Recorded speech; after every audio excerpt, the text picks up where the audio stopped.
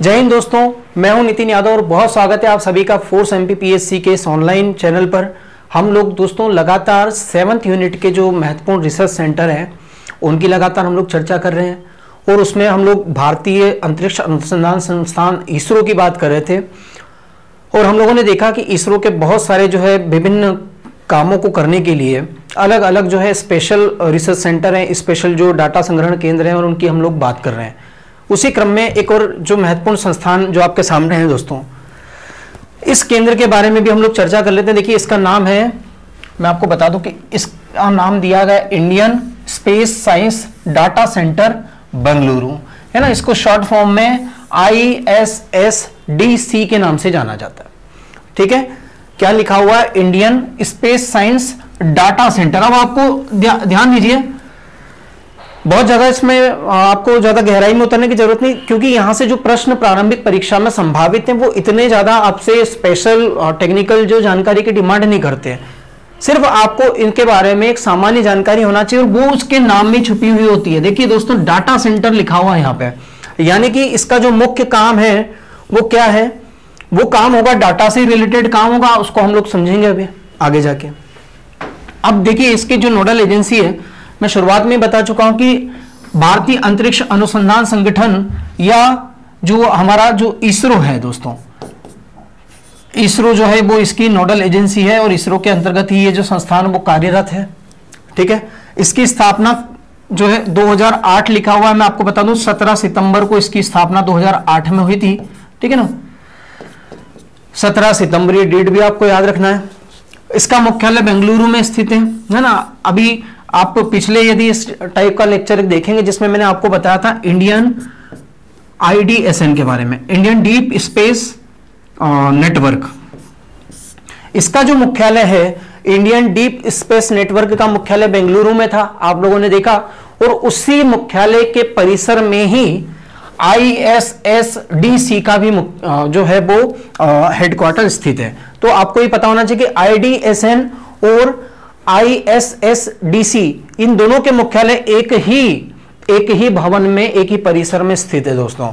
इसके वर्तमान निदेशक की हम यदि चर्चा करें तो ये P गुणशेखर इनका नाम है। ठीक है, ये आपसे सीधे तौर पे पूछा जा सकता है और इसको आप अपडेट करते रहिएगा न्यूज़पेपर वगैरह के माध्यम से। उद्देश्य की बात करें, ISSDC इसरो के वैश्विक विज्ञान समुदाय को विज्ञान मिशनों का आंकड़ा अंतर्ग्रहण, अब देखिए डाटा को प्राप्त करना है ना, पहली जो चीज है आंकड़ा अंतर्ग्रहण।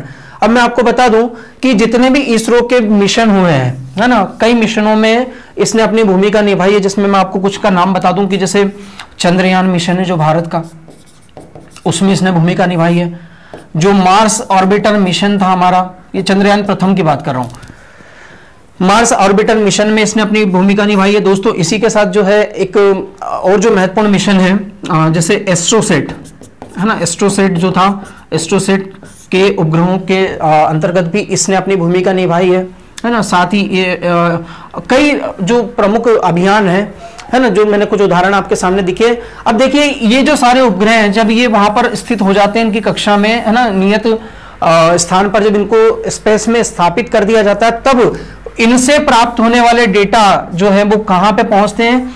वो पेलोड के माध्यम से ये जो IDSN में पहुंचते हैं और वहां से उनको ग्रहण करने के बाद में प्रोसेसिंग के लिए, संसाधन का मतलब होता है प्रोसेसिंग, उसको प्रोसेसिंग के लिए कहां भेजा जाता है? ISSDC में। फिर से रिपीट कर दूं मैं कि जितने भी महत्वपूर्ण जो डेटा मिलते हैं, है ना, इन अभियानों के द्वारा, इन उपग्रहों के द्वारा जो डाटा एकत्रित किए जाते हैं उनको भेजा जाता है इंडियन डीप स्पेस नेटवर्क के द्वारा, और उससे भेजा जाता है प्रोसेसिंग के लिए, किसको भेजा जाता है? ISSDC को भेजा जाता है। साथ ही वो क्या करते हैं? उसको अभिसंग्रहण यानी कि उनको स्टोरेज कर लेते हैं और प्रसारण यानी कि इनको वो एक तरीके से इनको प्रसारित भी करते हैं अंतिम रूप देकर के, और उन्हीं से सामान्य निष्कर्ष निकाले जाते हैं विभिन्न मिशनों के बारे में। तो ये इसकी महत्वपूर्ण जानकारी है। ठीक है, मैं एक बार फिर से इसके उद्देश्य को आपको दोहरा दूं कि बहुत सारे जो मिशन हैं, है ना, यदि मान लीजिए कि स्पेस में, मैं आपको फिर से बता दूं इसका मुख्य कार्य क्या है, ये समझना बहुत इंपॉर्टेंट है। बाकी इसमें बहुत ज्यादा डीप आपको टेक्निकल जानकारी में जाने की जरूरत नहीं है।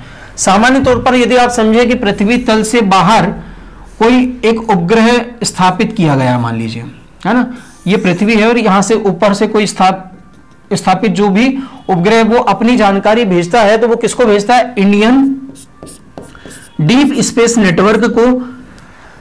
बेंगलुरु में स्थित है ये इंडियन डीप स्पेस नेटवर्क जो है, उसी के कार्यालय में या उसी के परिसर में ये संस्थान भी स्थित है, ये केंद्र भी स्थित है। और जो भी है ना, जो पेलोड के माध्यम से जो डेटा इनको भेजा जाता है, वो डेटा किसको भेज दिया जाता है?